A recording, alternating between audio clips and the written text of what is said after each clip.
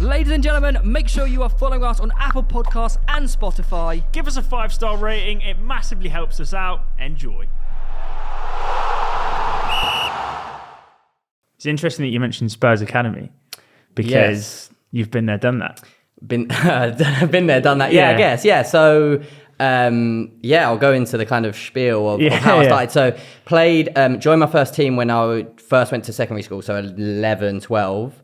Was there for about a year or two before getting a trial at Spurs. Had a 6-week trial, which overran and turned into basically me going up to one of the coaches and being like, what's happening kind of thing. And they were like, oh, they not told you, we've signed you. Yeah. So I was like, oh, sweet. That must be sick. Yeah. Unbelievable. And I was a Spurs fan growing up. Yeah. So you still support them, right? Okay. I did a BTEC while I was there, which basically you go to college once a week, you sit there and they tick you off at the end of it. It didn't prepare you for anything or doesn't prepare you. I don't know if it's changed a little bit.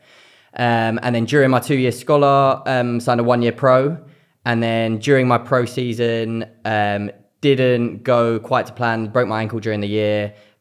But I feel like you say that every ex-footballer says, oh, why don't you play anymore? Oh, broke my ankle or got an injury. I'm not that guy. I don't think they would have re-signed me anyway. Yeah. The 3 coaches at the time of the reserve team were Les Ferdinand, Tim Sherwood and Chris Ramsey. Wow. So all-star 3. Yeah. But I just, especially with Tim Sherwood, who was like the top of the 3, he just wasn't having me. I don't think he liked me personally and didn't like me as a player, which happens in football. Yeah.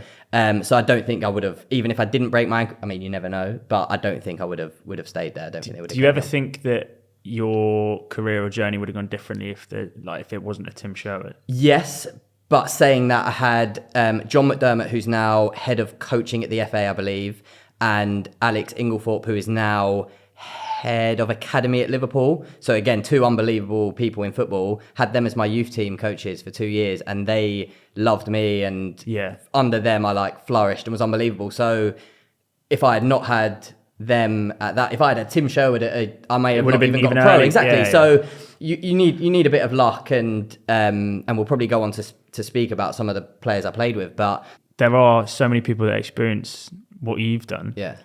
But for the entire time that I've known you, you've always been like the most positive, and never bitter about what's happened. Whereas you always get the people that are 45 years old down the pub, that are like, mate, I'd have made it for bloody West Ham under 18s. Yeah. And I think but that's also as soon as I got released, nothing on West Ham, mate. That was just an example. Sorry, a lot of those West Ham fans.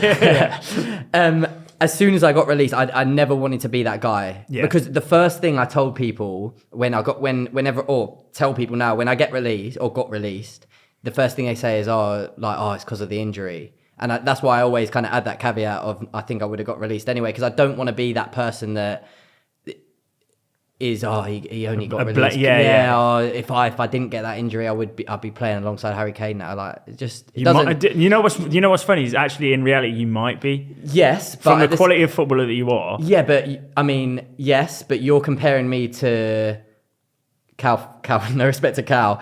No, it's different. No, but you are, I've seen you do shit that not even pros do, mate. I think it's so different. I think the biggest difference, and this is, I say this. Getting angry here because he's so good at football. No. I think the comparison that I always give, especially to full-time pros, and I say this to all the kids that I'm coaching, is consistency. Yeah. You give me a ball, I can put it in the top corner if you ask me to, maybe. Right, but if you give that ball to Harry Kane, I might do it that once, but he's doing it over. If we had 100 shots each, I'm up here doing it. But do you not think that's from the time over coaching? Yeah, that does. Yes, but I just you can't compare. Yeah. People that say, this player should be like. It's ifs, buts, and maybes, right? Yeah, and it's a bit of a disservice to. It's a great. I appreciate the compliment, thank you. But it's a disservice to those players that. I think a lot of people don't realise how good these players. There's a reason they get paid what they do. What's your favourite memory as a footballer? I guess you said memory, but I guess I would split it into moment, right? Which is either the Wembley Cup goal or the Panenka, that goal. Yeah. But then in regards to achievement, I think it will always be signing a pro contract. Yeah, I mean, just because of the amount of kids that try to, and especially at like such an esteemed academy. Did you think you were going to make it at that point? No. Okay. Not necessarily no, but I didn't think, oh yeah, I'm there now. It was weird when the day I got told I was signing my pro, I wasn't that happy in a sense. It was very weird. It was like a bit of a come down, because imagine that for 2 years when you're a scholar, all you're thinking about is, okay, I need to get to that point where I sign my pro, and then you get told you've got it. And how old was this? 16? 16 to 18. Yeah. So I got told when I was 18 that I'd get my pro, and then suddenly it's like, oh, okay, I've got it, but it's a year, and then I need another one. And I think I kind of realized at that point, it's like you never achieve, unless you're make it to the Premier League or whatever. You're always kind of striving for that next thing. It's like imposter syndrome, right? In a way. Yeah. So I think that was not a tough moment. It was obviously, I was really happy, but I didn't feel happy at the time. Yeah. Does that make sense? Yeah. It's a little bit deep, this question, but what kind of words do you have for people that obviously experience the same situation that you did? Not necessarily through injury, although that does happen a lot, but just getting cut and then never making it. I think for me, the biggest thing that season, while I was pro, didn't really enjoy my football. Probably partly because I knew Tim Sherwood didn't like me. He might be listening. A lot of things, the injuries and whatnot. And then as soon as I left there, I played non-league for a year, played for Bishop Stortford in the Conference North at the time. Not enjoying my pro year, to then not enjoying non-league. I then went to university, and that's where I met Sam, who was at Arsenal. We had Southampton, right? Yeah, in Solent, at Solent in Southampton. We had, I think probably over the course of my 4 years there, probably had 10-ish ex-academy players. So we played unbelievable football. We had a really nice grass pitch, good facilities. That's probably the most, other than like Rebel, it's probably the most I've ever enjoyed football. Yeah. So I would always say, and it was probably then that I realised, not just in life, but in playing especially, if you don't enjoy it, everything is horrible. Like you can be, and that's why people always say, oh, these players moaning that they're earning 300 grand a week and they're not happy. It's not a nice place to be if you're lonely, if you've got everything you need. I've got a funny academy story.